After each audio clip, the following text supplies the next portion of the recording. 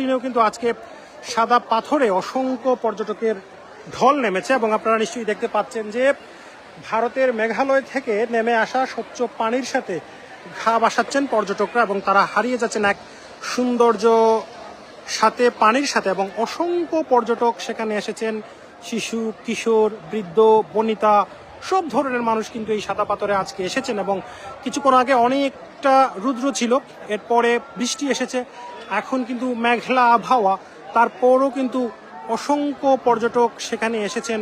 এসেই তারা কিন্তু সেই স্বচ্ছ পানির সাথে তারা ভাসিয়ে যাচ্ছেন।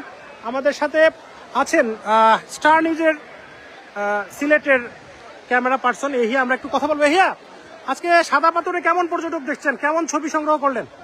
আসলে কাজের ক্ষেত্রে এখানে আসা এসে যেটা দেখলাম, গতকাল আমি গিয়েছিলাম জাফলং, তো সেখানের তুলনায় এই জায়গায় কিন্তু লোকসমাগম একেবারে শূন্য বলা যায়। কারণ হচ্ছে আমাদের গতকাল যেখানে জাফলং গেছিলাম, তো ওই জায়গায় যাওয়ার পর আমরা দেখলাম যে লক্ষাধিক মানুষ, এবং আজ এখানে আসার পর তেমন একটা লোক, আজকে তো ঈদের চতুর্থ দিন, সরকারি অফিসও খুলে গেছে, তারপরে তো অনেক বেশি না কম? না, সেই অনুপাতে মোটামুটি বলা যায়, বেশি বলা যাচ্ছে না আবার কম বলা যাচ্ছে না, মোটামুটি বলা যায়। তারপর আবার সামনে 26শে মার্চ আছে, তারপর শুক্রবার আছে, শনিবার আছে, আরো 2 দিন সরকারি ছুটি।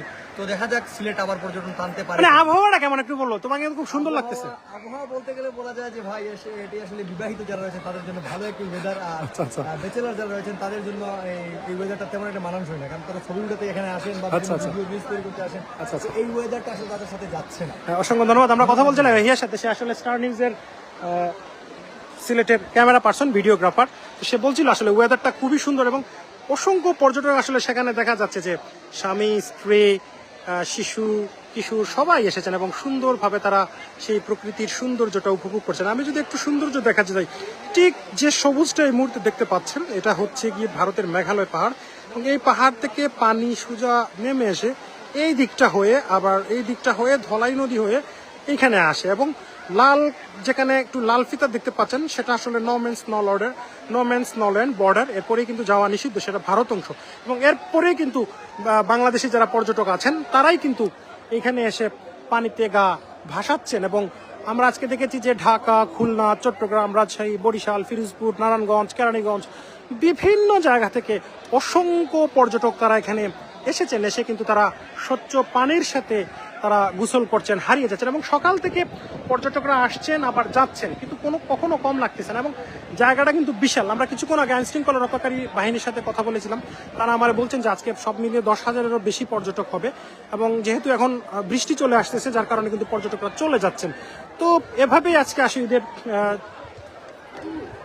চতুর্থ দিনটা সাদা পাথরে কাটছে। এবং আজকে এখানে যারা পর্যটকরা আসছেন তাদের সাথে আমরা কথা বলছিলাম, তারাও কিন্তু খুব খুশি। এবং চিত্রটা আসলে সত্যি আপনারা দেখলে বিমোহিত হবেন যে সিলেট যে আসলে এত সুন্দর, সেটা আসলে বলার ভাষা রাখে নেই।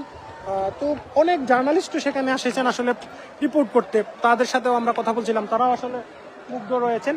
তো এই আমরা একটু আছি আসলে সাদা পাথর থেকে কিছুটা উপরের দিকে, এজন্য আপনাদেরকে ভিউটা আমরা দেখানো যাচ্ছি। এবং এই পানিতে যাওয়ার পরে কিন্তু অনেক পর্যটকরাও কিন্তু যে কোনো সময় অঘটন করতে পারে, সেজন্য সতর্কতার সাথে ধরতে। এবং আমার চোখের সামনে সুন্দর একটা মুহূর্ত দেখতে পাচ্ছেন যে তারা কিভাবে ছবি তুলছেন, কয়েকজন পর্যটক খুব সুন্দরভাবেই তারা ছবি নিচ্ছেন পাহাড় প্রকৃতির সাথে তাল মিলিয়ে। এবং তাদের মুখের হাসিটাই বলে দিচ্ছে যে পর্যটকরা আসলে কতটা আনন্দের মধ্যে আছেন।